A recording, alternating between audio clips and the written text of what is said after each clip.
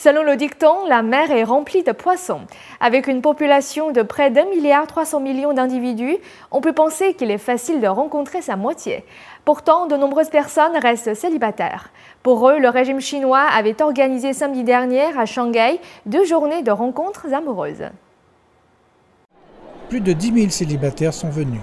La plupart étaient âgés entre 22 et 35 ans. La grande majorité étaient des femmes, 3 femmes pour 2 hommes. Il y avait même un stand pour les 3000 parents à la recherche de partenaires pour leurs enfants. Certains parents respectent toujours les valeurs traditionnelles sur la relation de couple. En général, si le niveau d'éducation ou si les revenus d'une fille sont trop élevés, nous allons probablement nous opposer à la relation.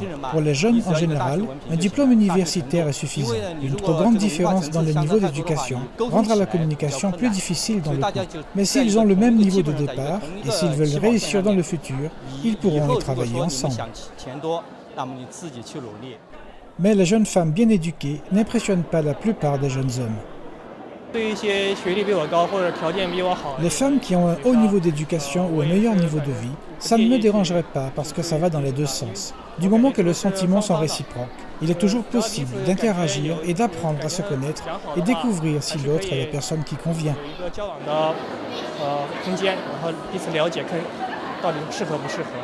Et cela vaut pour les femmes aussi, qui sont plus intéressées par les rencontres que par les salaires.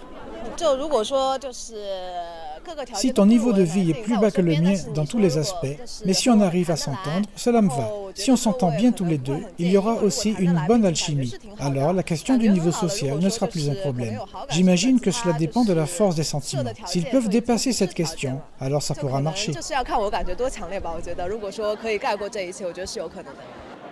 Une étude récente montre qu'il y a de plus en plus de femmes mûres célibataires en Chine, mais de moins en moins d'hommes mûrs célibataires. Avec 6 000 femmes pour 4 000 hommes lors de ce salon, ces chiffres ne semblent pas devoir changer aujourd'hui.